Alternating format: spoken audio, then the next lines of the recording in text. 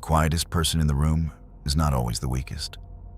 Sometimes, they are the one who noticed everything. That is what makes silence dangerous. Not because every quiet person is evil. Most are not. Some are shy, some are thoughtful, some are tired, some simply do not need attention. But there is a certain kind of quiet person that feels different. They do not speak much. They do not react quickly. They do not reveal what they think. They watch. They listen. They remember. And by the time everyone realizes how much they have seen, it may already be too late. Because quiet people have one advantage loud people underestimate. They collect information. While everyone else is talking, they are studying your tone, your reactions, your habits, your weaknesses.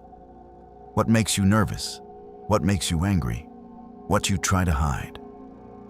A loud person often shows their cards. A quiet person keeps theirs hidden. And hidden cards are power.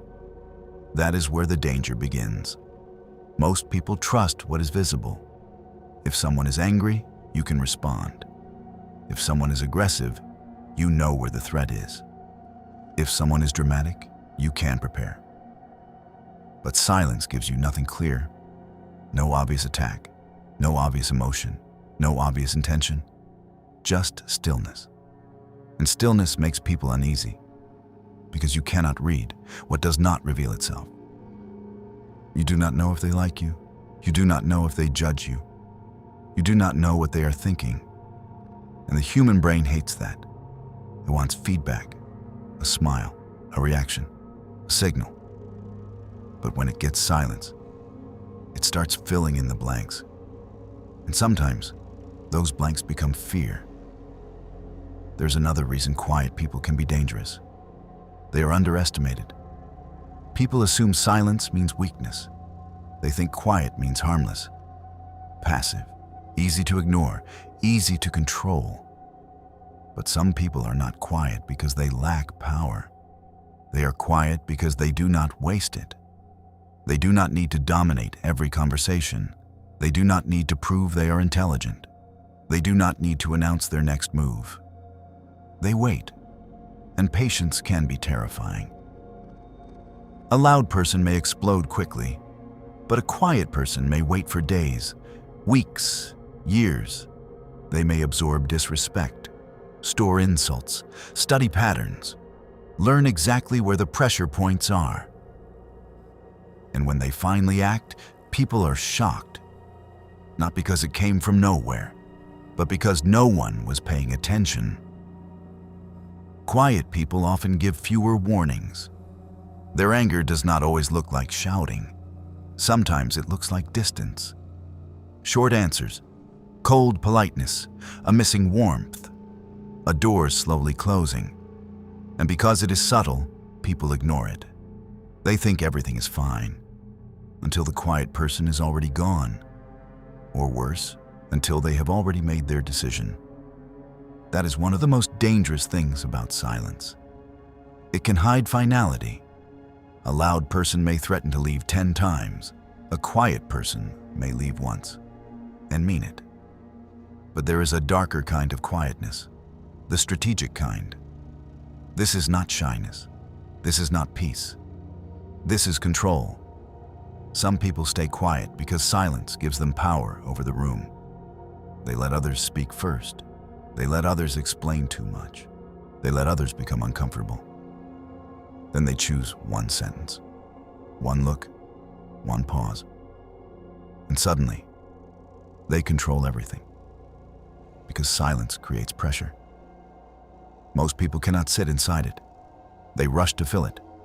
They talk more than they should. They reveal more than they planned. And the quiet person learns everything.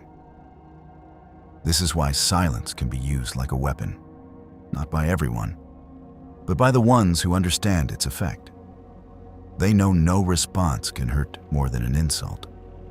They know silence can make someone question themselves. Did I say something wrong? Are they angry? Are they judging me? Did I lose them? Why won't they answer? And once someone starts asking those questions, the quiet person has power. Because now the other mind is working for them. This is how silent treatment becomes dangerous. It is not just absence. It is control through uncertainty. No explanation, no closure, no emotional access, just a locked door. And the person outside that door starts breaking themselves, trying to get back in. That is not calm. That is punishment.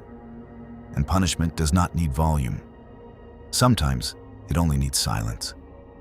But quietness is not always manipulation. Sometimes it is depth.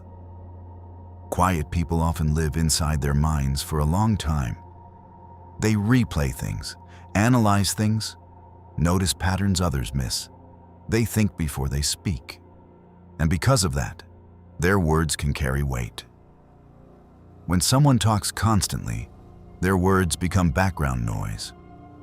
But when a quiet person finally speaks, people listen.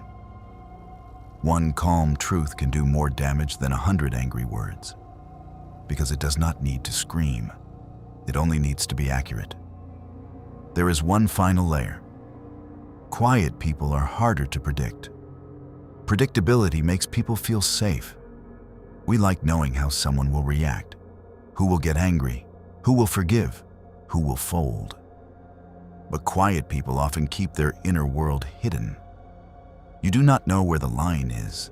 You do not know what they are tolerating. You do not know what they are remembering. You do not know when silence becomes resentment. And people fear what they cannot measure, especially when it looks calm. Some quiet people were not born cold. They became quiet because speaking did not help. They were ignored, mocked, interrupted, punished. So they stopped explaining. They learned to observe. And over time, silence became armor. But armor changes people. When someone hides everything for too long, resentment can build quietly. Pain becomes private. Anger hardens. Nobody sees the moment sadness becomes bitterness.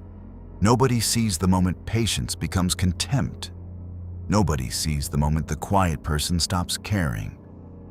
And once that happens, they become hard to reach. No argument works. No apology lands. No emotional performance moves them. The decision has already happened inside them. You are just finding out late. So why can quiet people be so dangerous? Because silence protects information. Because patience hides intention. Because observation creates power. Because people underestimate what does not demand attention. And because the quietest person in the room may be the only one who truly saw what happened. That does not mean you should fear every silent person, but you should respect silence. Because silence is never just silence. Sometimes it is peace. Sometimes it is pain. Sometimes it is control. Sometimes it is strategy. And sometimes it is the warning you missed because it made no sound. The quietest person in the room is not always the weakest. Sometimes they were simply waiting to see who you really are.